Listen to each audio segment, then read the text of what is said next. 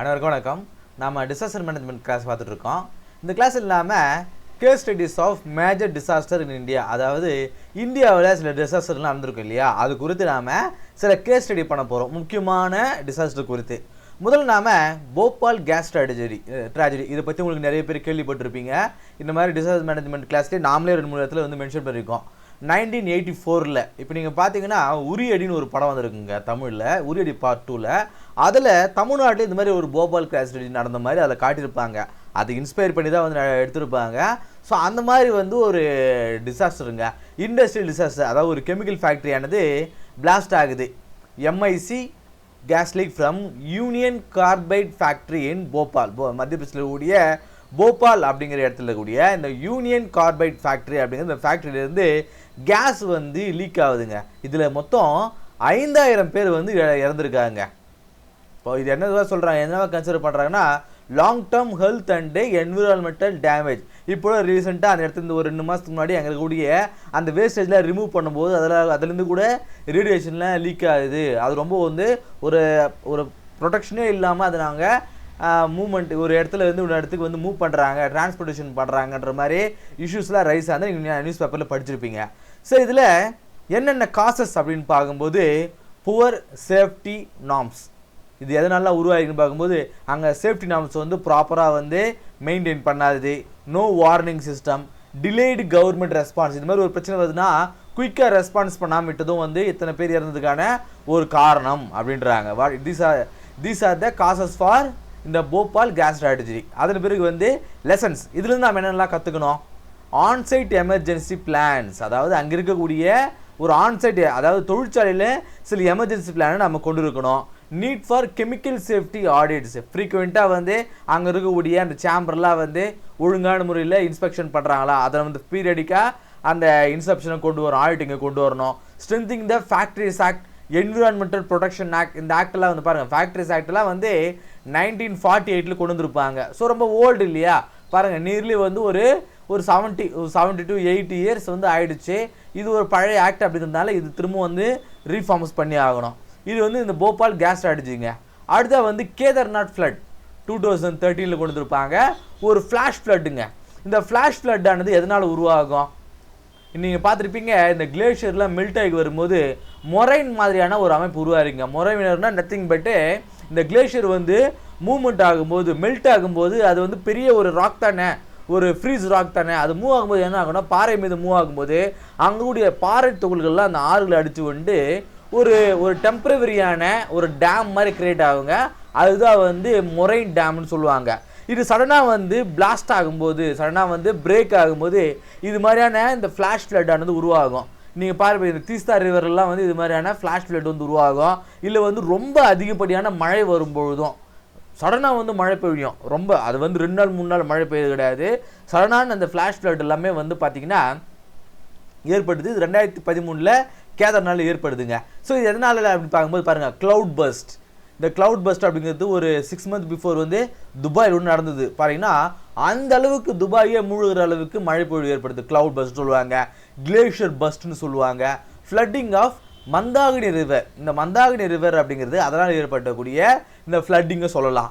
Destroyed roads, towns, over 5000 deaths வந்து இதனால், life forms வந்து இதனால் வந்து இறந்து போயிருக்காங்க. எதனால் இந்த கேதார்நாத் ஃப்ளட்ஸு. இது எதனால், அன்பிளான்டு கன்ஸ்ட்ரக்ஷன் இன் ஃப்ரெஜைல் ஹிமாலயாஸ், அதாவது இந்த ஹிமாலயன் ரீஜன்ஸில் பிளானே இல்லாமல் கன்ஸ்ட்ரக்ஷன் பண்ணுறது. அது வந்து ஒரு ஃப்ரெஜைலான ஏரியா இல்லையா, அது இருக்கக்கூடிய அந்த பேஸ்மெண்ட் வந்து ரொம்ப ஸ்ட்ராங்காக போடாமல் இருக்கிறது. Lack of early warning system, இந்த மாதிரி ஃப்ளட் வர போகிறத ஏர்லியாகவே சென்ஸ் பண்ணக்கூடிய டெக்னாலஜி இல்லாதது. இன்அடிக்குவேட் எவாக்குலேஷன் பிளான், இன்கேஸ் இது மாதிரி ஒரு ஃப்ளட் வருது அப்படின்னா மக்கள் பாதுகாப்பான முறையில் எப்படி வெளியேறுது, அந்த மாதிரியான ஒரு ப்ரிகாஷன் பிளானிங் எதுவுமே இல்லாமல் இருக்கிறது. சரி, இதில் நாம் என்னென்னலாம் கற்றுக்கணும், what are the lessons we learn through the Kedarnath ஃப்ளட்ஸ்ன்னு பார்க்கும்போது, no construction zone around the river, அதாவது நதிகளை சுற்றி நாம் கன்ஸ்ட்ரக்ஷன் பிளான் எதுவும் வச்சுக்கூடாது. Importance of real time weather forecasting, பீரியாடிக்காக. இப்போ நான் இப்போ இந்த ஏரியா ஆஃபீஸில் இருக்குன்னு வச்சுங்களேன், எங்கள் வீட்டுக்கு இங்கேருந்து போகும்போது 25 கிலோமீட்டர் 30 கிலோமீட்டர் ஆகுது அப்படின்னா நான் கிளம்பும்போது என்ன பண்ணுவேன்னா, நான் அந்த மொபைல் ஆப் மூலமாக செக் பண்ணிக்குவேன், மழை வந்து எங்கே அதிகமாக வருது, இப்போ நம்ம ஏரியாவில் அந்த மழையானது அந்த க்ளவுடானது போகுதா அப்படிங்கிறத செக் பண்ணிவிட்டு அதுக்கேற்ற மாதிரி நான் இந்த ஆஃபீஸ்லேருந்து கிளம்ப ஆரம்பிச்சிருவேன். ஸோ இது ஒரு பிளானிங். அது மாதிரி வந்து need for echo sensitive tourism. இது மாதிரி ஃப்ளட் வருது அப்படின்னா அதுக்கேற்ற மாதிரி பிளானிங்கை நாம் கொண்டு வர்றது. ஸோ இதெல்லாம் இது மூலமாக நாம் தெரிஞ்சிக்க வேண்டிய லெசன்ஸுங்க. அடுத்தா வந்து இந்தியன் ஓஷன் சுனாமி 2004 வந்துருக்கக்கூடிய சுனாமி டிசாஸ்டர் சென்னையில் வந்துச்சு. இந்த கோஸ்டல் ஏரியாவில் நான் பார்த்துருப்போம். கிட்டத்தட்ட வந்து நியர்லி வந்து 2 lakh people வந்து இறந்துருப்பாங்க இந்தியா முழுக்குமே சொல்கிறேன். ஸோ வாட் ஹேப்பன் பார்க்கும்போது 9.1 மேக்னிடியூட் எர்த்குவேக் வந்து, அதாவது சுமத்ரா அப்படிங்கிறது இந்தோனேஷியன் ரீஜனில் இருக்கக்கூடியதுங்க. ஸோ இந்த ரீஜனில் ஏற்படக்கூடிய அந்த எர்த்குவேக் தான் பாருங்கள், தமிழ்நாடு, அந்தமான் நிக்கோபார், ஆந்திர பிரதேஷ் இந்த 3 மாநிலங்கள் தான் அதிகமாக வந்து யூனியன் டெரிட்டரி தான். ஸோ இந்த இடத்துல தான் இந்த சுனாமியானது அதிகப்படியாக தாக்குதலால் உட்பட்டதுன்னு சொல்லுவாங்க. இது வந்து 12,000 சொல்லியிருப்பாங்க. நேரில் வந்து 2.4 lakhs வந்து டெத் ரோல் வந்து இருந்தது, பாதிக்கப்பட்டவனுடைய ரேஷியோ இருந்ததுன்னு சொல்லுவாங்க. சரி, இதில் இருந்து நாம் தெரிஞ்சுக்க வேண்டிய லெசன்ஸ் என்ன அப்படின்னு பார்க்கும்போது, இதோட காசஸ் என்னன்னா எர்த்குவேக் தான் காசஸ். ஸோ அதனால் தெரிய தேவை கிடையாது.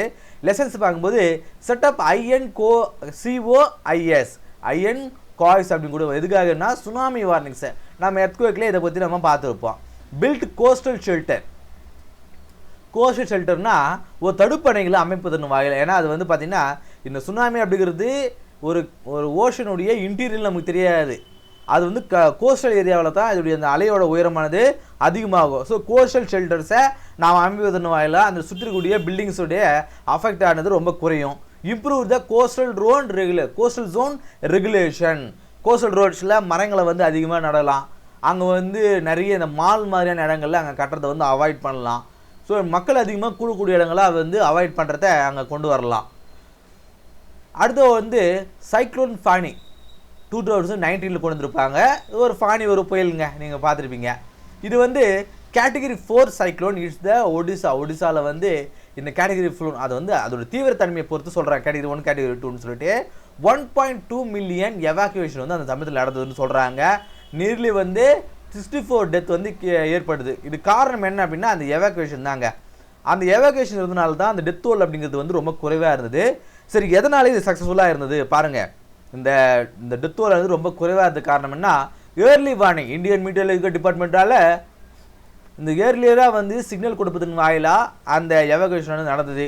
Pre positioned NDR national disaster management and state disaster management டீமுடைய அந்த cooperation, effective community based evacuation. இந்த கம்யூனிட்டி பேஸ்டு எவாக்குவேஷன்னா என்ன, அந்த குரூப்னா என்னது லாஸ்ட் கிளாஸ்லேயே பார்த்துருப்போம்.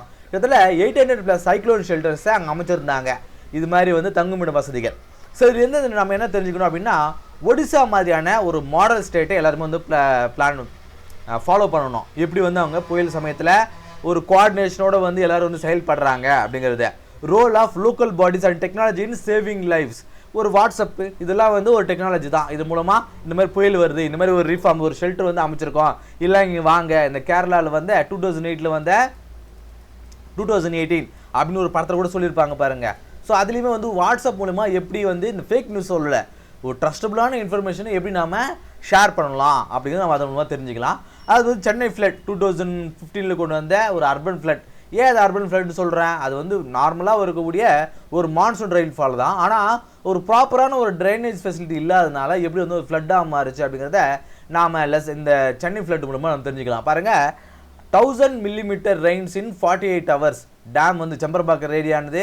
ஸோ 48 மணி நேரத்தில் ஒரு 1000 மில்லிமீட்டர் அளவு மழையானது பொழிய ஆரம்பிச்சுது. 48 மணி நேரத்தில் அந்த செம்பரம்பாக்கம் ஏரியை வந்து திறந்து விட்டாங்க. அதன் மூலமாக மக்கள் அந்த வெள்ளத்தில் பாதிக்கப்பட்டாங்க.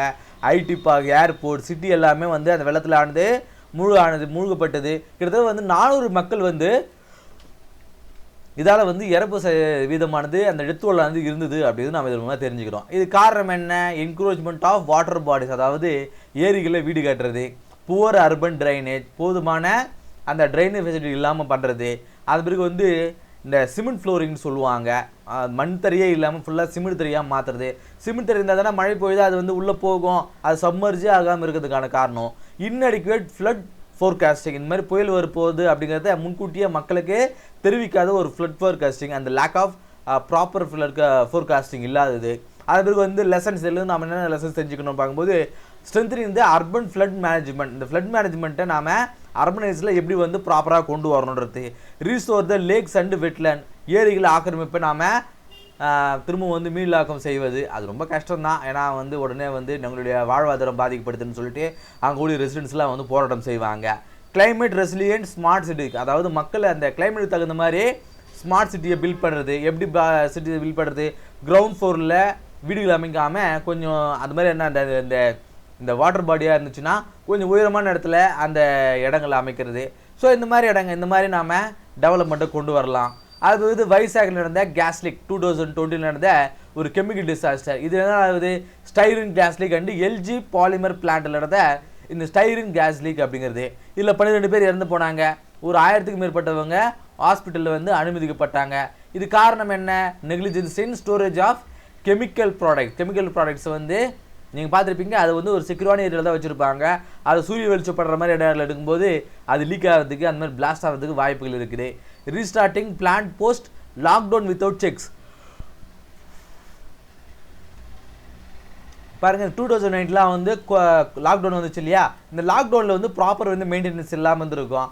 அந்த மெயின்டெனன்ஸை வந்து செக் பண்ணாமலேயே அதை ஓப்பன் பண்ணதும் வந்து இந்த கெமிக்கல் டிசாஸ்டருக்கு ஒரு காரணம் அப்படின்னு சொல்கிறாங்க. அடுத்து இது வந்து நாம் தெரிஞ்சிக்க வேண்டிய லெசன்ஸ் என்ன அப்படின்னு பார்க்கும்போது, இந்த மாதிரியான கெமிக்கல் இடங்களில் ஒரு ரியல் டைம் மானிட்டரிங் வந்து நம்ம பீரியடிக்காக செஞ்சுட்டே கொண்டு வரணும். அது வந்து ஹசார்டஸ் கெமிக்கல் ரூல்ஸ் 1981 கொண்டு வந்து ஒரு ரூல்ஸ் கொண்டு வராங்க. அந்த ரூல்ஸை நம்ம இம்ப்ளிமெண்ட் பண்ணணும், என்ஃபோர்ஸிங் பண்ணணும். இம்ப்ளிமெண்ட் பண்ணாலும் அதை ப்ராப்பராக நாம் என்ஃபோர்ஸிங் பண்ணுறது வாயிலாக இந்த மாதிரியான டிசாஸ்டர் நாம் தடுக்க முடியும். சரி, இப்போ நம்ம மேலே வந்து ஒரு 5-6 கேஸ் ஸ்டடிஸ் வந்து நம்ம பண்ணியிருப்போம். இதுலேருந்து நம்ம தெரிஞ்சிக்க வேண்டியது என்ன அப்படின்னு பார்க்கும்போது, ப்ரிப்பேர்ட்னஸாக இருக்கணும், வார்னிங் சிஸ்டமை கொண்டு வரணும், கம்யூனிட்டி லோக்கல் பார்ட்டிசிபேஷனை என்ஷூர் பண்ணணும், அர்பன் பிளானிங்கை கொண்டு வரணும், இன்ஸ்டிடியூஷனல் ரெஸ்பான்ஸை எடுத்துக்கணும், லீகல் ஆக்ஷன்ஸை கொண்டு வரணும். இதெல்லாமே பாருங்கள் நம்ம முன்னாடியே பார்த்தது தான். இது திரும்ப ரிப்பீட்டாக பார்க்குற மாதிரி தான். இதெல்லாம் வந்து நம்ம ஃபோக்கஸ் பண்ணக்கூடிய ஏரியாக்கள். இதெல்லாம் நம்ம கொடுக்கக்கூடிய சொல்யூஷன்ஸ். ப்ரிப்பேர்ட்னஸாக இருக்கிறதுன்னு காலமாக உயிர்களை நம்ம சேவ் பண்ண முடியும். ஏர்லி வார்னிங் சிஸ்டம் மூலமாக கிரிட்டிக்கலான விஷயங்களை கூட மக்கள் எதுவும் உயிரை காப்பாற்ற முடியும். கம்யூனிட்டி ரயில்னு பண்ணும்பொழுது சென்னை ஃப்ளட்ஸில் பாருங்கள், அங்களுடைய மக்கள் தான் எல்லாருமே அவங்க வாலண்டியர்லாம் வந்து மக்களுக்கு வந்து ஹெல்ப் பண்ணாங்க. அர்பன் பிளானிங்கை கொண்டு வரும்போது டிசாஸ்டர் ஜோனிங்காக இருந்துச்சுன்னா அந்த இடத்துல கன்ஸ்ட்ரக்ஷனை கொண்டு வரக்கூடாது. இன்ஸ்டிடியூஷனல் ரெஸ்பான்ஸு அந்த NDRF அண்ட் SDMA இந்த ப்ரீ ட்ரைனிங் ரியாக்டிவாக இருக்கக்கூடாது. ரியாக்டிவ்னா என்ன? ஒரு பிரச்சனை வருது, அதன் பிறகு ரியாக்ட் பண்ணக்கூடாது. ப்ரோஆக்டிவாக இருக்கணும். பிரச்சனை வர்றதுக்கு முன்னாடியே நம்ம ப்ரிகாஷனரி ஸ்டெப்ஸ் நம்ம எடுக்கணுன்றது. அதுபோது லீகல் ஆக்ஷன்ஸ் எடுக்கும்போது disaster management act, EPA act, factory act must be enforce. அது இதெல்லாம் நம்ம இதன் மூலமாக தெரிஞ்சிக்க வேண்டியது. சரிங்களா? இப்போது ப்ராக்டிஸ் கொஸ்டினுங்க. The Indian agency responsible for issuing tsunami early warnings after the 2004 disaster. சரிங்களா? இதில் வந்து இந்த சுனாமி அப்படிங்கிறது அந்த ஏர்லி வார்னிங்கை எதை குறித்து நாம் எந்த ஏஜென்சி வந்து நமக்கு கொடுக்குது? ஈஸியானதுங்க. ஏவா, பியா, சியா, டியா. இதில் 4 ஏஜென்சியில் எதுக்கு நாம் சுனாமி குறித்த முன்கூட்டியே தகவல்கள் நம்ம கொடுக்குறாங்க? இதுக்கான சரியான ஆன்சரை கீழே கமெண்ட் பாக்ஸில் சொல்லுங்கள். இந்த கிளாஸ் உங்களுக்கு யூஸ்ஃபுல்லாக இருக்கும் அப்படி நம்புகிறேன். அடுத்த கிளாஸ் சந்திப்போம். நன்றி.